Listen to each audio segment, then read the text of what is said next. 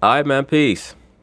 So I caught a very interesting segment on the CBS Morning News pertaining to an ancient language that I feel is very important, particularly to brothers who are interested in history or who are pursuing any form of scholarliness, especially pertaining to the scriptures or just general history. And that language is Latin. Very important language. So anyway, once again, this is a very interesting segment. They're going to talk about it and I'm going to chime in.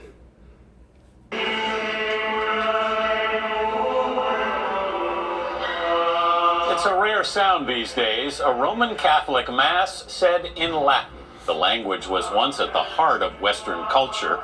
For centuries, most books and official letters were written in Latin. Let me say this. Latin, in the aftermath of the fall of the Roman Empire and the rise of the Germanic tribes, who, by the way, were so-called black, as well as the Celtic tribes who were so-called black. And I'm sure that that's going to upset certain people. I really don't give a damn. Latin was the language of scholarship. Now, during the time of the Roman Empire, interestingly enough, Latin was the language of the masses and the language of the scholars was Greek. So the importance of Latin is getting a firm understanding of what occurred during the period from the Roman Empire all the way through the medieval time period. Many of the annals of the various courts of the medieval time period are written in Latin. For example, they have one, if I remember correctly, called the Royal Annals of the Franks, which covers the time period from a little bit after Charles Martel all the way through Louis the Pious, who I believe, if I remember correctly, was the grandson of Charlemagne. Either the son or the grandson. One of you brothers could look it up. But Latin is a very revelatory language in regards to providing proper context to things that occurred during that time period, things that still resonate until today. Now, the meaning of the term Latin, it just means hidden or to lie hid, to hide. And the reason why Latin is the official language of the Catholic Church is because the Catholic Church is an offshoot of the Babylonian mystery school system, the hidden system. Okay? The Pope is the vicar of Osiris, or as he's known in the scriptures, Nimrod. But anyway, let me let them continue and I'll chime in here and there. Today, it is considered a dead language, except to those who are trying to resurrect it. Brooke Silva Braga is here with one man's efforts to keep Latin alive. Brooke, good morning.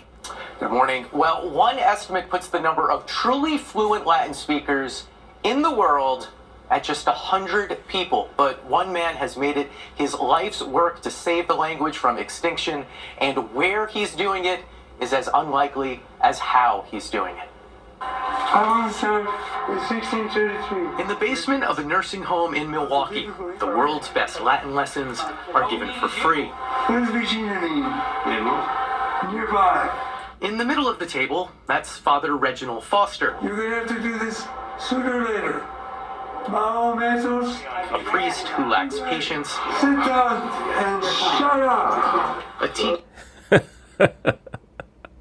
It said a teacher who lacks patience. Most scholars or teachers or instructors or sages per se who are extremely wise, they do lack patience because most of their students are not going to have the zest for learning that they have. Dude says, sit down and shut up. Latin, let me also say this. Latin is important not only from a historical perspective or a scholarly perspective. It's also important for you to gain a greater grasp or hold on English, because many of the multisyllabic words in English are derived from Latin.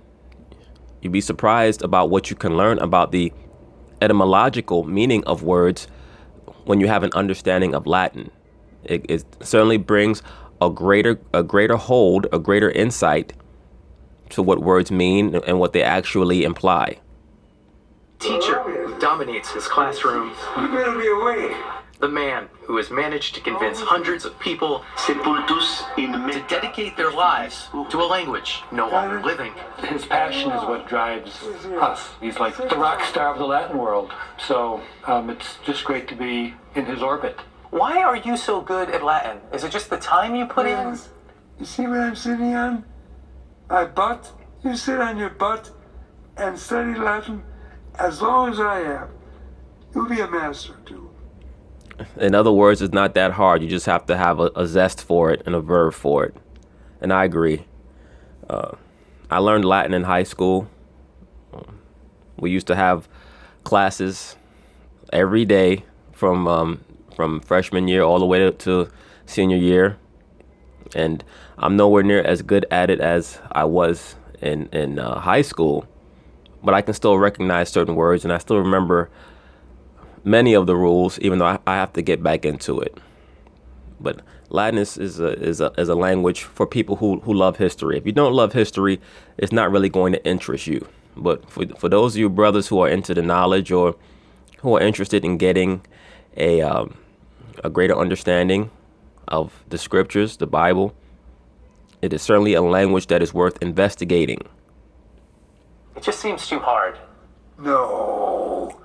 Every poor person, derelict, prostitute, anyone else in Rome spoke Latin. If they could do it. Well, if they could do it.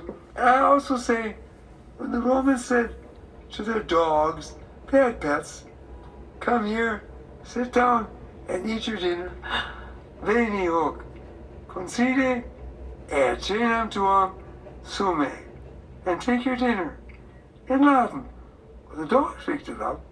As a young man, Foster, the son of a Milwaukee plumber, became a priest in Rome with a knack for the language, and in 1970 got a call from the Vatican. They wanted him to... Now you see, the priests of Rome, or the quote-unquote Latin church, or the hidden church, just the Babylonian church, you see they carry those long candles. Those candles are in veneration of Tammuz, right? Tammuz, the word Tammuz, or the name Tammuz, who's the god of vegetation.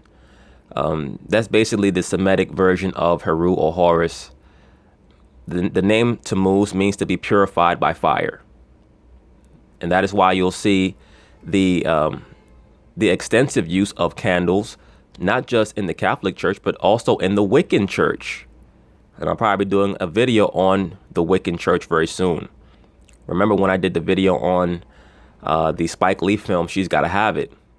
I mentioned how Nola Darling would have her bed surrounded by candles because that's consistent with the witchcraft circles, which are just an offshoot of the Babylonian mystery school system.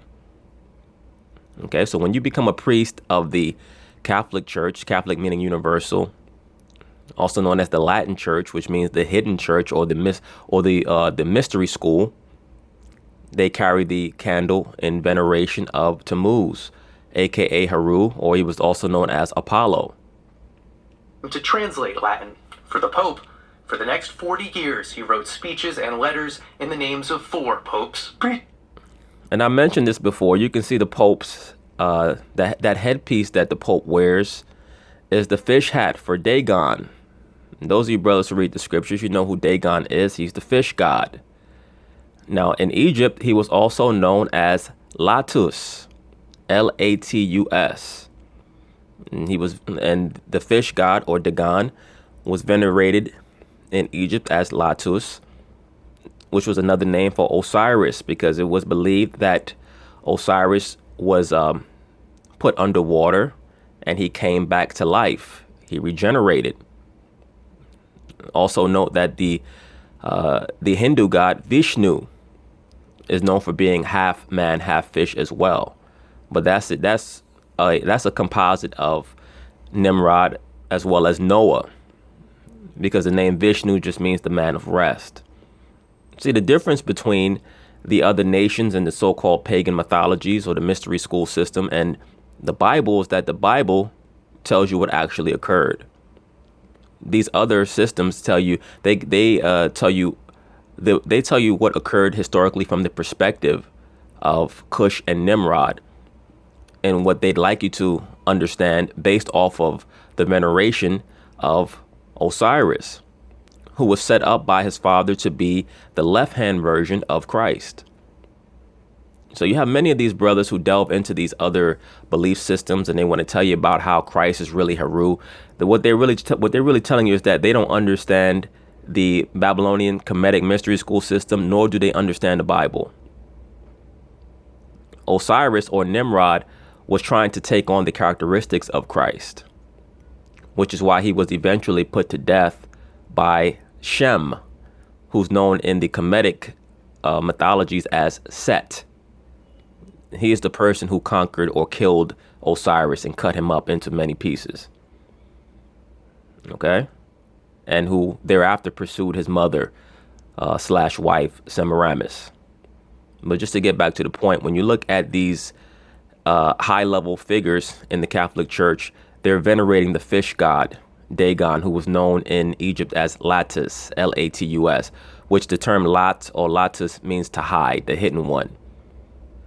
Also known as Saturn, which means the same thing, to hide, or Amun-Ra, the hidden god. It's all talking about the same figures, Cush and his son Nimrod. Okay, so that is why the term Latin is used. Remember, Latin comes from Greek, and when you look at the official origin of many of these languages, they'll tell you about how those languages are Indo-European, all this nonsense. There's no such thing as Indo-European. All languages come from the same original proto-language. The alphabet of the Greeks, quote unquote Greeks, who were black prior to the invasion of the Macedonians, by the way, their alphabet came from the Phoenicians, who are known in the Bible as the Canaanites. Okay? The Canaanites are the offspring of Ham, or as he's known, or as that word is pronounced in the English, Ham, but as it's really pronounced is Chem. That's where you get the term Kemet from. Okay? So the Phoenicians provided the alphabet to the original Greeks, who were known as the Pelasgians or the Dorians, the Aetolians, Achaeans, so on and so forth. And they were all different tribes of people of color. The Pelasgians are known in the Bible as the Philistines. Okay? So the Greek alphabet made its way into Italy, where it was taken by the Etruscans, who are known in the Bible as the Ludim, Ludim. In conventional history, they're known as the Lydians. Okay? They were also people of color.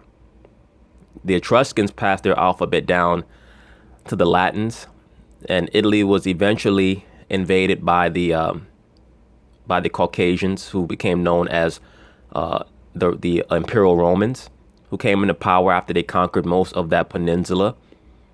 And they fully came into power when they were able to defeat Hannibal in the Second Punic War.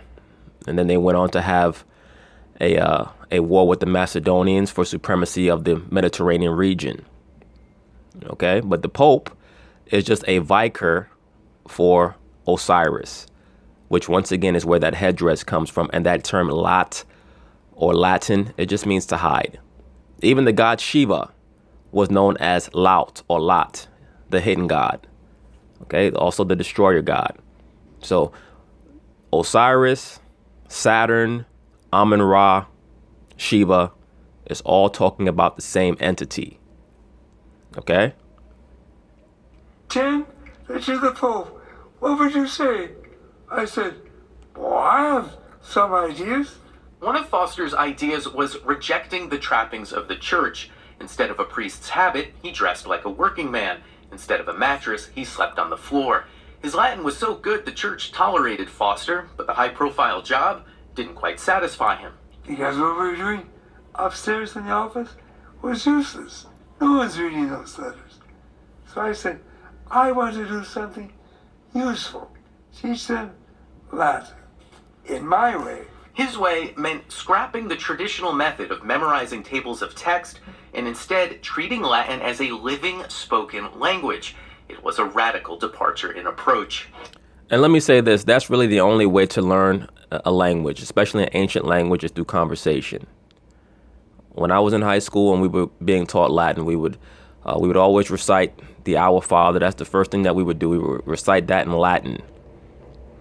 That was Pater Noster, quies in celis, sanctificetur nomen tuum, adveniat regnum tuum, fiat voluntas tua sicut in cielo, et in terra panem nostrum quotidianum da nobis hodie, et dimite nobis debita nostra sicut et nos dimitimus debitoribus nostris, et ne nos inducas in tentationem, sed libera nos a malo. Amen. That's the Our Father in Latin. And once again, I'm a believer that all ancient languages, if they can be conserved, conserve them, because that's the only way that you get an accurate appraisal and understanding of what occurred in history. That's why I tell you, brothers, this is a pro-truth channel. This is not a pro-black channel. All right? Pro-blacks are no better than the so-called white nationalists. They want to contort history. Our history is so vast. There's no need to contort it. When I talk about the so-called black man, there's no need to try to make yourself into something that you're not. Like these guys, they want to make themselves into people of Kemet. The people of Kemet are those who are known today as the Nilotic tribes, the Nilotic peoples. You're not from Kemet. If you want to know who those people are today, once again, they're known as the Nilotic people. Those are the Nuer, spelled N-U-E-R, the Dinka, the Maasai, so on and so forth. Right? They practice scarification, drinking blood, feces, etc., eating feces, excessive piercings. That's what they do. All right. They were also priests of Osiris in the ancient time. They practiced flagellation, as did and still do many of the Catholic monks. What is flagellation? It means self-mutilation, whipping themselves. And that's why the Kemetic tribes do that. That's why they scarify their bodies. That's in emulation of what occurred to Osiris. Okay? But you know what? We'll probably delve into that deeper in another video. Something out of the world of fantasy, a monk in Rome speaking Latin. Jason Petticone had studied Latin by rote, but never heard anyone speak it out loud. He has scores of students who've become Latin teachers, several who've become Ivy League professors. That has affected a change on the culture of the way Latin is taught. Foster would still be teaching and translating at the Vatican if a bad fall hadn't landed him in a wheelchair, just as an appearance in Bill Maher's 2008 documentary Religulous landed him in hot water with the church. Now, I know when I first saw this segment and they showed him in the wheelchair, I said, I recognize this old bald-headed white man from somewhere. I said, isn't this the same dude in Religulous that was talking crazy? I said, that's him. I knew it. You know what this guy looked like? He looked like the principal from Back to the Future. What was that guy's name? Who was always giving Marty McFly a hard time? When you look at a building like that, a giant palace, does it seem at odds with the message of the founder? Well, certainly. But does it bother you? Well, well, yes, it does. Yeah, but there's I nothing... wouldn't, if I were the boss, I wouldn't be living there. Foster was flown home to Milwaukee, never to return to Rome. Third chapter are these sentences. Now, 78, he's working on textbooks to share his method. There I am, 19 years old. But is devoid of sentiment. We asked if he had photos of his life, and he said he'd thrown them all in a dumpster years ago. Luckily, a neighbor climbed in and saved them. Why would you throw all this out? This is the history of your life. I'm never going to look at that again. The reason why he doesn't want to look at that again is because even though he doesn't want to admit it, he knows that the Catholic Church is full of shit. That's why. He most likely is disillusioned, and he realizes that he was a member of a cult, which is what the Catholic Church is.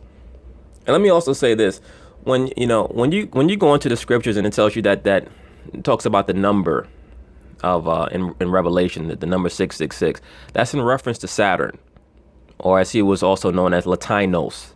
All right, that's why you keep seeing that those three letters LAT, to hide, or the hidden one, come up again and again. Okay. Lateinos. And I mentioned this in a video that I did. Or I may have mentioned this. Maybe I didn't. The video that I did about Star Wars with Anakin Skywalker, Why Great Men Fall. And I mentioned that Anakin represents Osiris.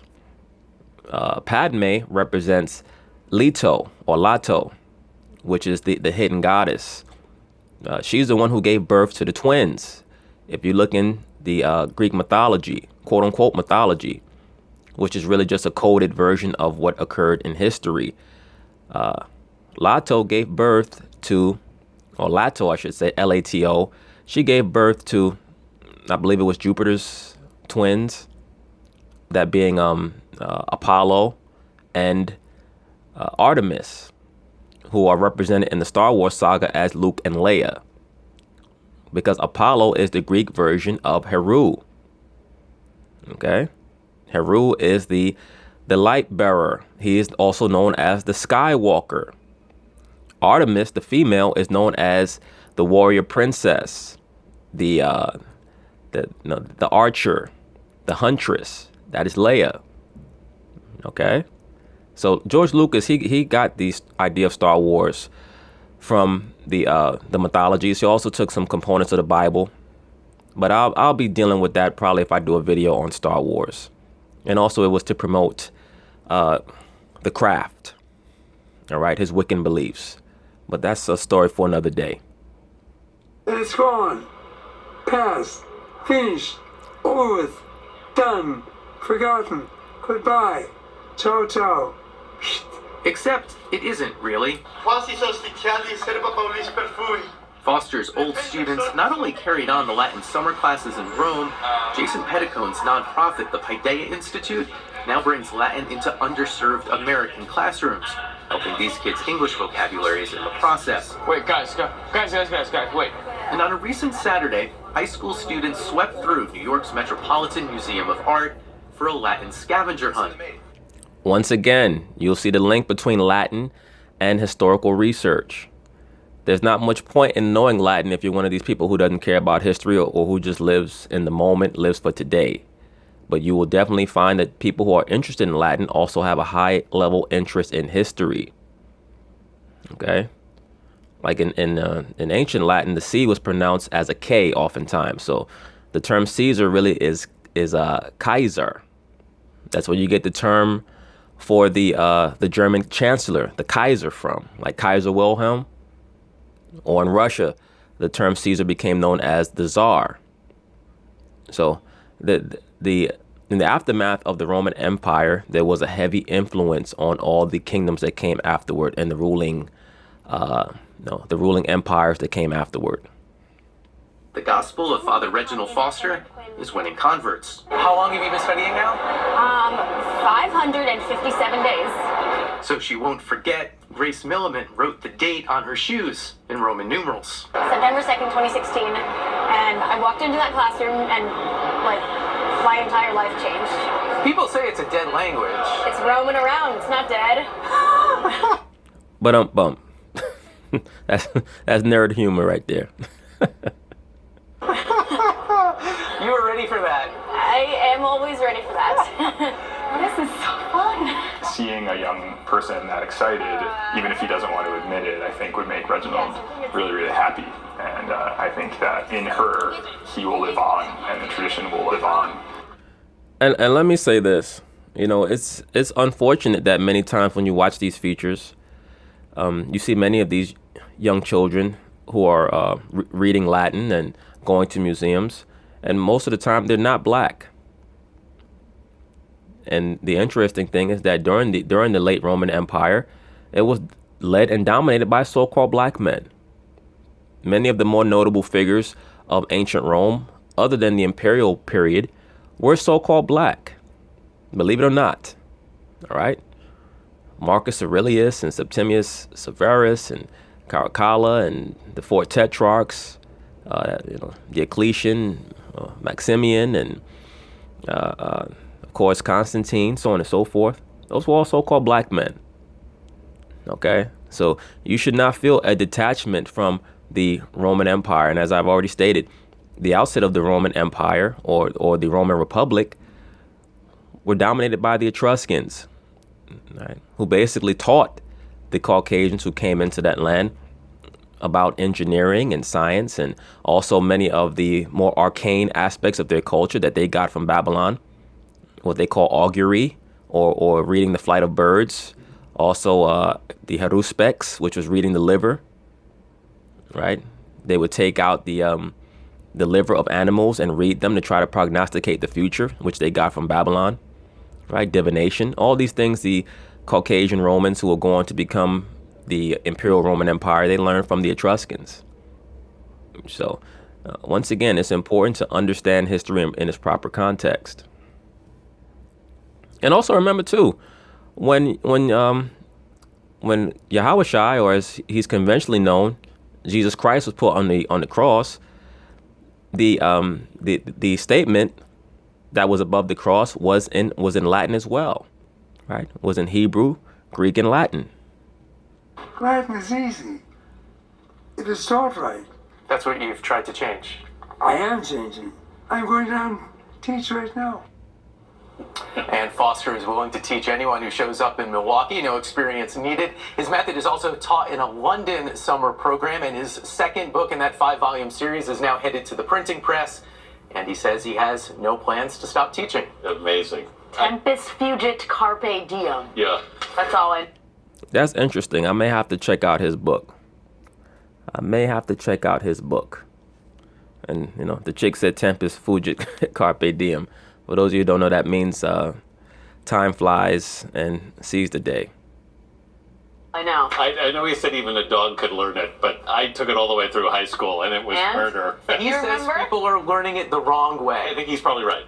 I agree with that, because it was kind of laborious when I was learning it in high school, but there were not enough conversational methods used to teach it, which is the best way, once again, to learn a language, not through the rote, writing down the laws and the principles, a, us, e, a, all these, in Latin, that the vowels are not a, e, I, o, u, it's a, e, u, a.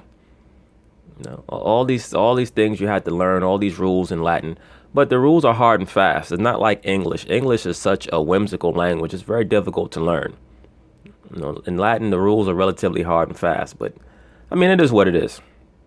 But anyway, I thought that this was a very interesting segment. Let me see how they're closing this out. Because it didn't work for me. Book Silva Braga, thanks. But anyway, yeah, they close it out on some silly shit. But yeah, brothers, you get the chance, look into some Latin if you're trying to heighten your understanding of history or even the scriptures. I believe it was Saint Jerome who translated the Bible into Latin. And, oh, by the way, Latin was one of the main reasons why you had the Reformation, and you had a lot of upheaval in the church in the latter part of the medieval time period, because they wanted to take Latin out of the hands of just the elite, the nobility, the ruling classes, and translate it into English or German or, the language of the masses, so that it could be understood by everyone. That was also in the process of them trying to take these scriptures away from the Catholic Church and the monopoly that the Catholic Church had over the people through the Bible. All right. So there were a lot of factors that went into the Reformation, and a lot of the wars that were fought in the 1500s and 1600s that also led to the fall of the black rulership of Europe. But those are videos for another day. All right. But anyway, peace.